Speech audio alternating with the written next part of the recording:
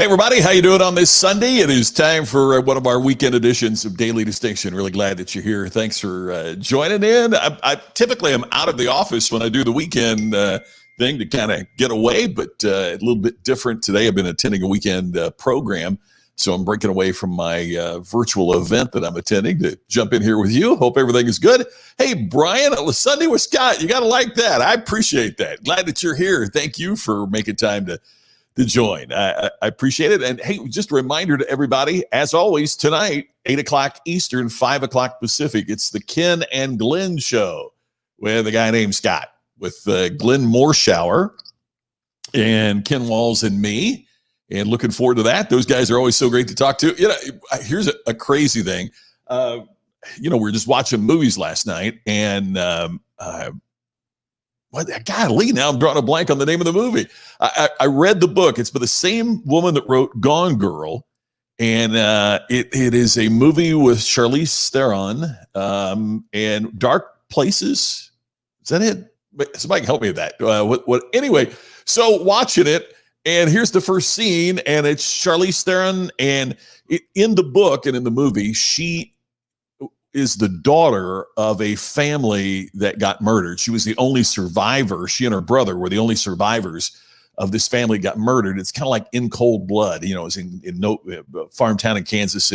And anyway, so she's, her brother gets convicted of the murder. And so she's the only one that's out. And well, anyway, it opens and she's meeting with her attorney, and it's Glenn. And I didn't even know he was in the movie. It was so weird to sit there and go, oh my gosh, that's Glenn. And he had a great scene with her. So just to have sat that close with Charlize, looking like Charlize and not the way that she did in Monster,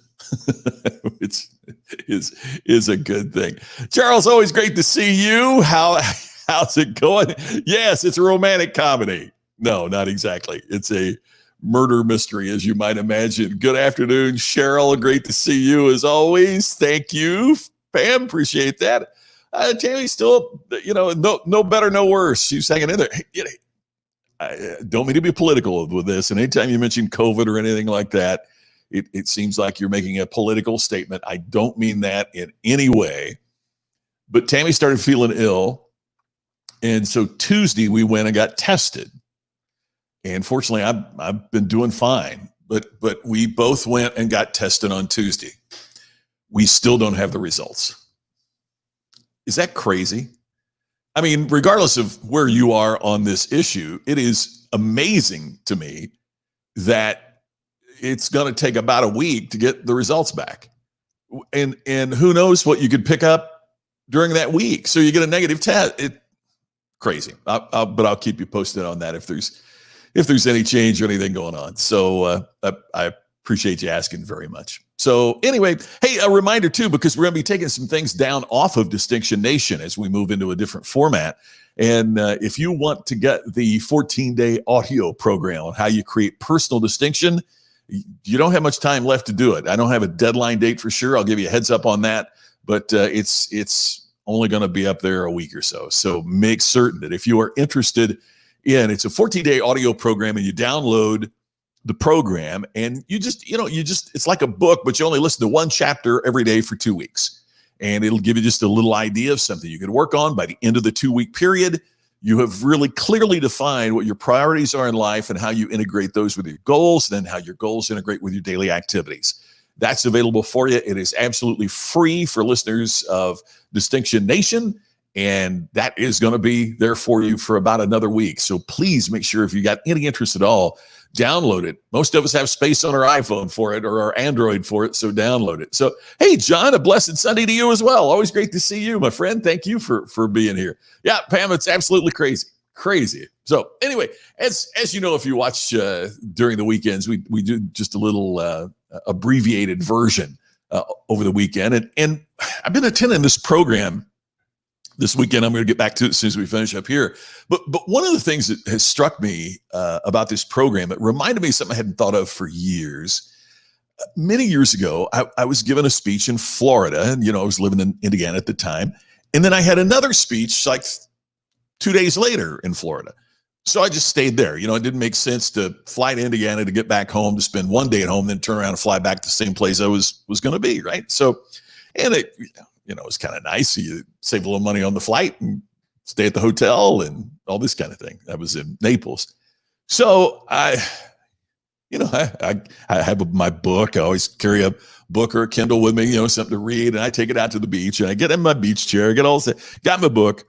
And all of a sudden, here comes this huge family, all vacationing together.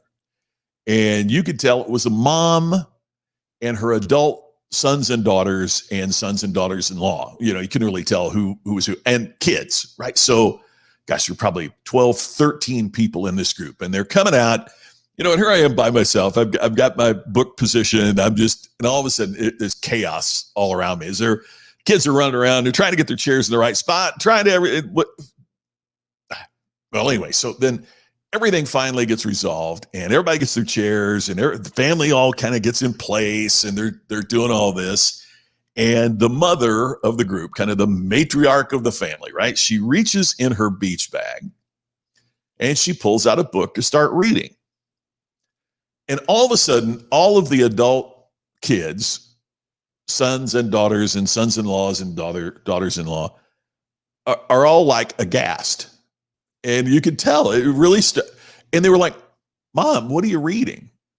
And she was reading like a typical summer beach read. She was reading, I forget what it was even, but it was like a Tom Clancy or a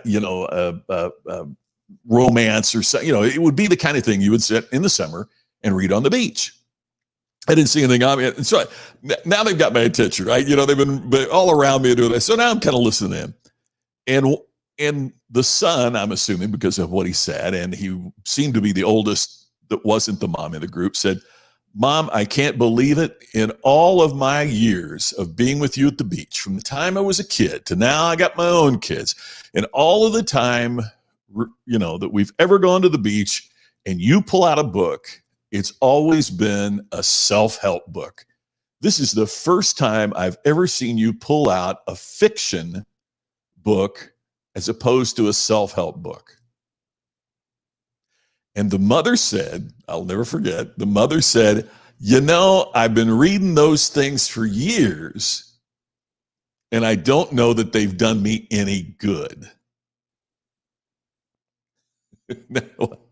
Now they really have my attention, right? Isn't that interesting that she had read that kind of book for years? And she's complaining because she's right. And I think, man, I get inspired by these books. I get motivated when I read this way. I get excited about the future. All of that. I get all of that when I read those kinds of books. And I mean, gee whiz, we could make a list of the books that have really impacted us, because I'll bet you just about everybody here has a book. Matter of fact, leave it in the comments if you want. We'll talk about that has moved you. I mean, has given you an idea or stimulated something that helped you, right? And she said, "I've been reading these for years." And then the son said, "But Mom, you have to actually do something that's in those books for them to have value." Wow. And I have to admit, I got out my pen and I was writing that down as quickly as I could write it down, because just reading it doesn't get you there. Just watching Daily Distinction every day doesn't get you there. Just listening to the audios doesn't get you there. Would be nice, but the fact is no one can do the work for us. The book can be the catalyst, but we have to do the work for ourselves. Hi, Donovan. Yeah, but that is absolutely, and it's required, right? It's absolutely required. If we don't implement, how in the world do we expect any results? But you are exactly right. Kevin, you've mentioned one of my favorites from one of my favorite people too. As a matter of fact, Carrie and I were communicating last night. Fearless Leadership by Carrie Lorenz is one of the best that you can imagine. It is so great. Hey, Jeff, let's see. Right now, it's only 111 degrees at 12. I feel like I'm a disc jockey again. 111 at 10 after the hour. Yeah, it's a nice cool day here in Las Vegas. And so that's why it's good to be reading the book, right? You know, one of the things I'm experiencing this weekend, and that I hope you'll experience next month at the Ultimate Business Summit, is I have a special journal just for this course, and I'm taking notes that are just in that course. And now the key is you can attend the course, you can take the notes, but now you got to do something. And so no one can do the work for you. And Charles, I agree with that. I mean, there's something of value in everything we read if we'll just look for it and discover it and find it. Hey, John, I appreciate that. The Ultimate Business Summit is August 13 and 14. August 13 and 14. And if you sign up for the VIP program the night before on the 12th, we're having a virtual get together for the VIPs. Then we'll be together all day the 13th and then until about 1 o'clock Central on the 14th. So it's a day and a half long program. So there you go. Yeah, exactly, Charles. Now, I never made it to a market your size out there. So that's just my message for today, and my encouragement for you for today is that even if you're just reading the book, maybe it's a cool idea to have a little notepad, not just to highlight the book, because when you put the book back on the shelf and put it up, you may never pull it back off the shelf again. But the notes may be something you can keep on your desk or keep in front of you. So again, I want to go back to what Donovan wrote earlier. Implementation is the toughest, but it is where the value is, right? It is where the value is. So make certain as we're reading and as we're discovering and as we're progressing that we also think about the actions that it takes to get the results that we desire. You know, it's interesting. There was a time where The Secret was the biggest book in the world, right? And The Secret talked about the law of attraction, that if you think about it and you visualize it, you will attract it. And I always thought that was kind of misguided.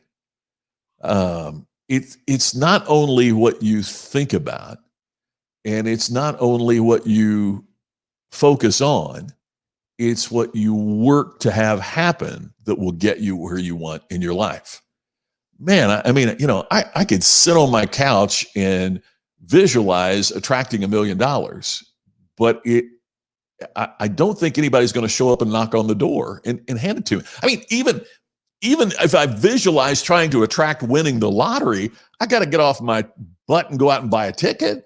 I mean, they're not just going to knock on the door and go, we know you didn't buy a ticket, but you were here trying to manifest this into I mean, you've got to do something. Take action. It's absolutely critical. Hey, good to see you, Ted. Happy Sunday to you too. I appreciate it. Sonia, great to see you. Yeah, told me what not to do again. It's never too late. It's never too late. Sonia, I don't know if you heard me tell the story, but when I was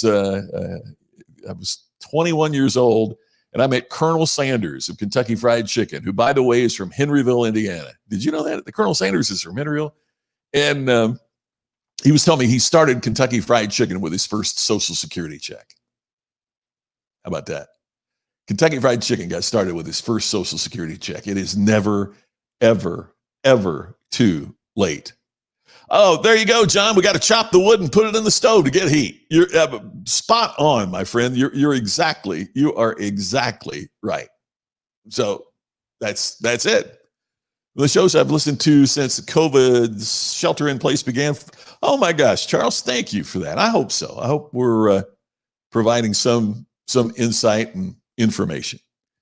But we got to get out there and do the work, don't we? So I'm going to get back to my seminar so I can start planning my work. And I really appreciate you being here. I look forward to talking to you again tonight on the Ken and Glenn Show with a guy named Scott. We'll see you at 8 o'clock Eastern and 5 o'clock Pacific. Hey, before I go, it would be against the law if I also didn't tell you that the Ultimate Business Summit is August 13th and 14th. Registration is open. We'll make the the cart's open tomorrow, but just so you know, it is open. If you'd like to register, and you can get all the information and learn about all the speakers that we've got coming. It's a I'm so excited about it. It's going to be a fantastic program. So I look forward to hopefully seeing you there at the Ultimate Business Summit. Kevin, thank you for being here. Hey, Ronaldo, always great to see you. Thank you for being here. And I look forward to talking to you again tomorrow for the weekday edition. Same time, 3 o'clock Eastern, noon Pacific. See you tomorrow for Daily Distinction.